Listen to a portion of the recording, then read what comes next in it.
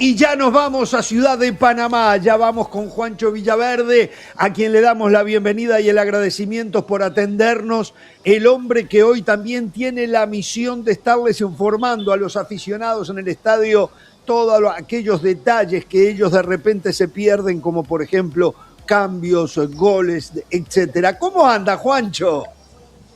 Jorge, ¿cómo está? ¿Cómo está Ricardo Elmer? Qué gusto estar con ustedes.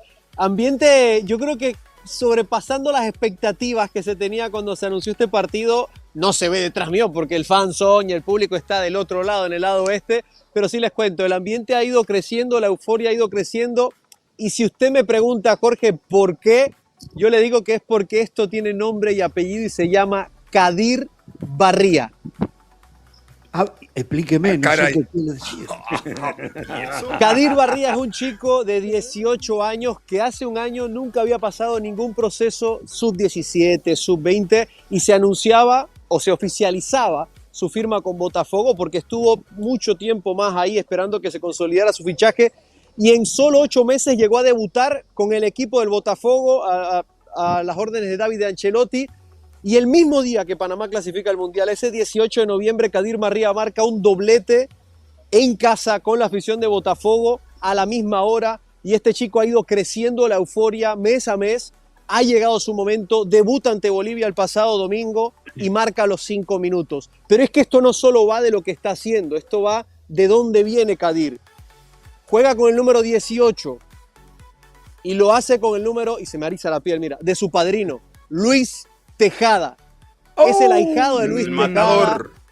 Quiere seguir el legado de su padrino y por supuesto se nos fue Tejada, pero su leyenda sigue viva y yo creo que ha despertado una emoción sin precedentes, me atrevo a decir, en la afición panameña.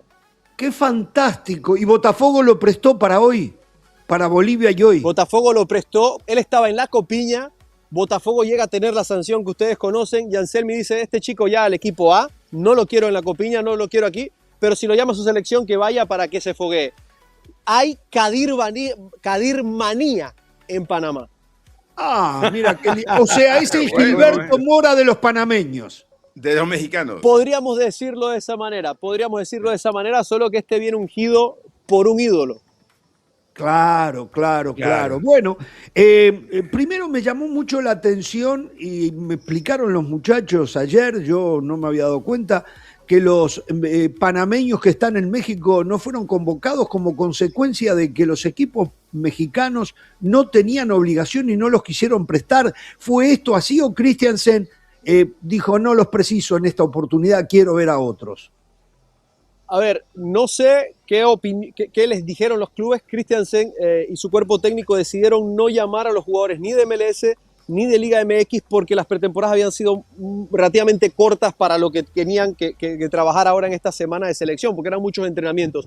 Él decidió optar, y aparte porque los tiene muy bien vistos a la mayoría de ellos, él sí llamó a algunos jugadores del área sur, sí llamó a Mejía, sí intentó llamar a Fajardo, a Everardo Rose, a Londoño, que están a los 3 en Ecuador, pero ahí sí no hubo sesión. Ojo, este equipo sí llamó a 9 legionarios, entre ellos Kadir, por supuesto, algunos que están en Venezuela, como es el caso de Welch, como es el caso de Peralta, como es el caso de Gutiérrez, y también algunos que están en Centroamérica. Thomas Christiansen quería ver ciertos jugadores que en un horizonte normal no iba a tener. Un jugador como Javier Rivera, que fue finalista hace poco en el fútbol hondureño, viene jugando muy bien, pero hay overbooking en la defensa panameña, muchos en Europa, pues ahora se le da la oportunidad. Llamó también a Aymar Sánchez, que es un chico de Plaza Amador, que viene saliendo muy bien como defensor central y se va a New York, se va al Red Bull, al equipo B. Está Richard Peralta, que había estado en proceso, salió, regresa, y él decidió optar por estos jugadores no habituales para verles, para darles minutos. Kaiser Lenis, que lo recordarán de algún otro llamado de Copa América, de Nations League, había perdido pulso en esta selección, llega, hace un muy buen partido contra Bolivia, ahora va a jugar en primera división porque Jaguares ascendió en el fútbol colombiano. Por lo tanto, él fue optando también por ver a estos jugadores que no tiene o que no había tenido la oportunidad de trabajar con ellos. Y las sensaciones que ha dado el cuerpo técnico de lo que han logrado en esta convocatoria son más que positivas. Nos decía ayer Javi Sánchez Jara, usted recordará, Jorge, esa primera entrevista que tuvimos con Christiansen, cuando él nos decía que le costaba el mensaje con el futbolista panameño. Ayer, que no estuvo Thomas Christiansen en conferencia de prensa, ahora les explicamos el porqué, estuvo Javi Sánchez Jara, su asistente, y el Bigotes nos decía que ya ha cambiado esto. En 4 años es mucho más rápida la comunicación con el futbolista. El jugador ya está más claro en lo que quieren. Esto se debe a, sí, lógicamente, una evolución, conocer más cómo trabajan, pero también a que los clubes ya están viendo o han sido impactados por el trabajo de selección y también una evolución natural del fútbol panameño. Christensen no estuvo Donaldo González, ni martes ni miércoles en los entrenamientos, porque se vieron afectados por una bacteria aparentemente alimenticia en el viaje en Bolivia. Pero estarían hoy. Bueno. Tenemos poco tiempo y muchas preguntas. Ricardo, adelante usted. A ver, Juancho, primero con el saludo. Se nota con base en lo que nos dice que la continuidad del proceso, la seguridad del proceso de Christensen es lo que ha mejorado no solo la comunicación, sino el rendimiento del fútbol panameño. Sí, yo diría que impacta de manera directa y de manera indirecta. De manera directa porque, pues, lógicamente se ha logrado un crecimiento muy importante a nivel de selección, y de manera indirecta porque muchos clubes han visto la vitrina de selección para que sus jugadores puedan salir al extranjero. Por lo tanto, hay más exigencia desde lo táctico, hay mejor inversión en entrenadores y en muchas otras cosas que han hecho un crecimiento natural del fútbol panameño. Hace un año los clubes panameños no competían a nivel centroamericano, y ahora yo creo que el semestre anterior tanto Sporting como Plaza Amador demostraron lo contrario. México no gana desde el verano, Juancho. Esta noche Panamá está como para ganarle. Panamá quiere que Christiansen se lleve la primera victoria contra México en su proceso, el único rival de los habituales de CONCACAF al que no la ha ganado, y quieren que este estadio siga siendo un fortín.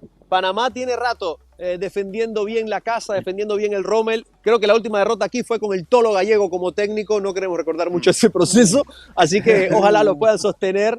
Y ojalá Panamá se pueda llevar hoy una victoria que, ojo, sería muy importante porque, como bien dijo Mayorga al inicio, esta es una selección C de Panamá. Bueno, Kadir, ¿cuál es el apellido? Barría. Barría. Perfecto. Kadir con K, ¿verdad? Con K. Kadir es con K. Perdón, correcto. Hay mucho tema para tocar alrededor de la selección panameña.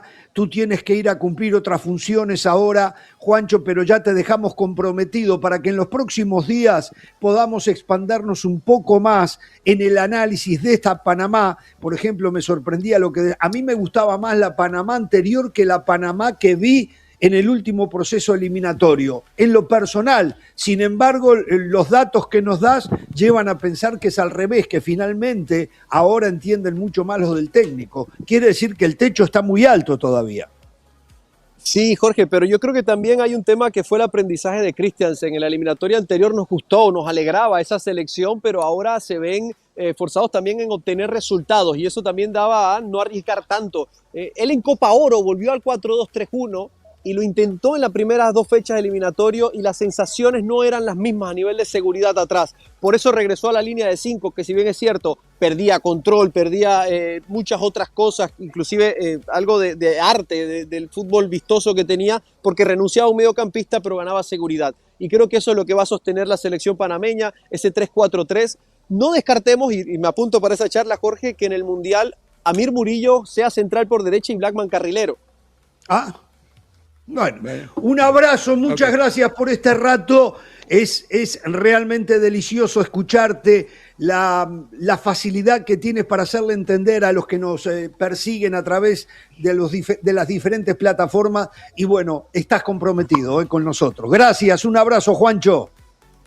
Gracias, Jorge, por esas palabras, y abrazo a los tres, se les aprecia mucho. Y aquí les dejo con esta panorámica del Coloso de Juan Díaz. Yo me voy a Voz del Estadio. Un gustazo, amigos.